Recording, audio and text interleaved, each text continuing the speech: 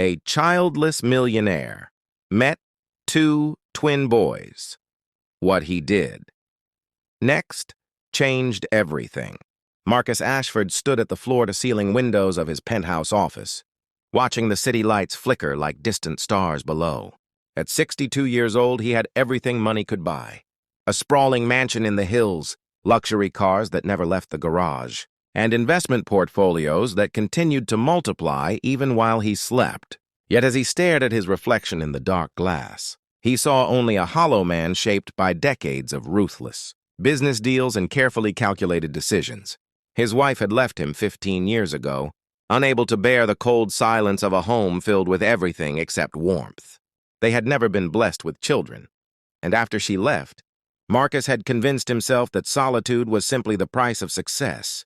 But on this particular November evening, standing alone in his empire of glass and steel, the silence felt suffocating. The decision to visit the downtown children's hospital had been almost accidental. His assistant had signed him up for a corporate charity tour, one of those obligatory appearances wealthy businessmen made to polish their public image. Marcus had planned to write a check, shake a few hands, and leave within the hour. But fate had different plans.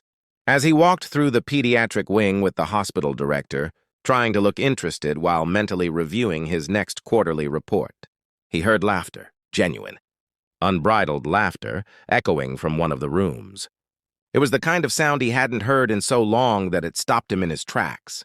He found himself drawn toward it, like a man lost in the desert suddenly catching the scent of water. Inside the small room sat two identical boys, perhaps 8 years old, with matching grins and eyes that sparkled, despite the IV lines attached to their thin arms. They were playing cards on the hospital bed, their bald heads gleaming under the fluorescent lights, clearly in the middle of some elaborate game that involved far more giggling than actual card playing. The nurse explained in hushed tones that they were twins, Ethan and Evan, both fighting leukemia. They had been in and out of the hospital for 2 years. Their single mother worked 3 jobs to keep up with the medical bills, often sleeping in the waiting room between shifts, because she couldn't afford to miss work or leave her boys alone. The father had disappeared when the diagnosis came, unable to handle the pressure and the pain. If you believe in the power of kindness and second chances, please take a moment to like this video, leave a comment sharing your thoughts, and subscribe to Kindness Chronicles. Your support helps us share more stories that remind us of the goodness that still exists in this world. Now let's continue with Marcus's journey. Marcus found himself visiting the hospital again the next day, though he couldn't quite explain why. He told himself it was to follow up on potential donation opportunities, but his feet carried him straight to the twins' room. Ethan and Evan greeted him like an old friend, their enthusiasm undimmed by the poison being pumped into their veins to kill the cancer trying to steal their childhood. They told him about their dreams with the innocent certainty of children who hadn't yet learned that the world often crushes such hopes. Ethan wanted to be an astronaut, to touch the stars and see Earth from space. Evan wanted to be a veterinarian, to help animals the way the doctors were helping them. They spoke as if these dreams were guaranteed, as if the future was a gift already wrapped and waiting for them to open it. Over the following weeks, Marcus became a regular visitor. He would arrive after work, still in his expensive suits, sitting on the edge of their hospital bed while they taught him card games and told him elaborate stories about the adventures they would have when they got better. Their mother, Sarah, was grateful but guarded, her eyes reflecting the exhaustion of someone who had learned not to rely on promises from men in expensive suits. She had been disappointed too many times before. But Marcus kept showing up day after day, bringing books and games, and more importantly, bringing his presence. For the first time in decades, he felt something stirring in the empty chambers of his heart, something that terrified and awakened him in equal measure. The night everything changed was unseasonably cold for late November. Marcus received a call from the hospital at 3 in the morning. Evan had taken a turn for the worse. His body was rejecting the treatment, and the doctors weren't sure he would make it through the night. Marcus arrived to find Sarah in the hallway, her body shaking with silent sobs, while Ethan sat inside the room holding his brother's hand, singing softly to him despite his own tears. The scene shattered something inside. Marcus that he hadn't even known still existed. He realized with stunning clarity that he had spent 40 years building walls around his heart, convinced that emotional distance was strength, and that love was a liability he couldn't afford. But watching this family face their darkest hour with nothing but each other and their stubborn hope, he understood that he had been living in a prison of his own making. Evan survived that night, but barely. The doctors were frank.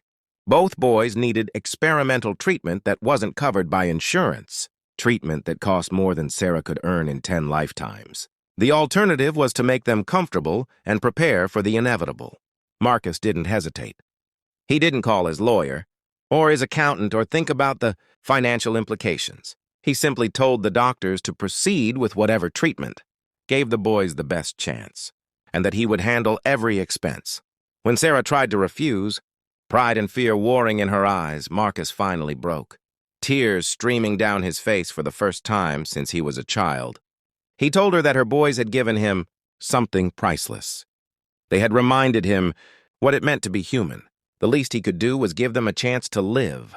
The treatment was brutal and expensive and uncertain. There were setbacks and complications, nights when the future seemed impossibly dark. But Marcus was there through all of it. And somewhere along the way, something remarkable happened. Sarah stopped seeing him as an outsider, playing philanthropist, and started seeing him as family.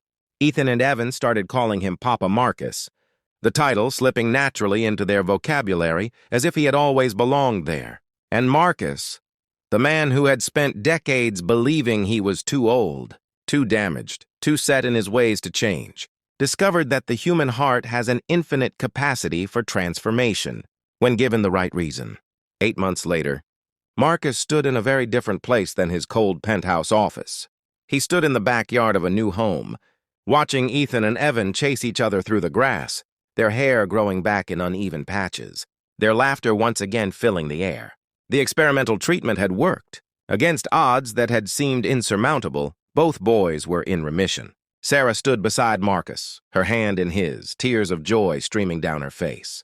They had become a family, not through blood or obligation, but through choice and love and the kind of bonds that are forged in the fire of shared struggle. Marcus had legally adopted the boys, and he and Sarah had married quietly the month before. His mansion sat empty on the hill, listed for sale, while this modest house in the suburbs had become his true home. If this story has touched your heart in any way, if it reminds you that it's never too late for second chances and that love can find us when we least expect it, please show your support by liking this video and sharing it with someone who needs to hear this message today. Let's spread kindness together. Marcus often reflected on that November evening when he had stood at his office window, feeling like a ghost haunting his own life. He thought about all the years he had wasted believing that success was measured in dollars and that emotional walls were the same as strength. The twins hadn't just changed his life, they had saved it. They had reminded him that wealth without love is just another form of poverty, and that the most valuable things we can possess cannot be bought or sold. Every night, as he tucked Ethan and Evan into bed and listened to their dreams for tomorrow, Marcus felt a gratitude so profound it sometimes took his breath away. He had come to the hospital that day planning to write a check and leave. Instead, he had found his purpose, his family, and his heart. Before we end, we have a special request. If you believe in miracles and the transformative power of love, please take a moment to comment below with the word kindness and share how this story made you feel.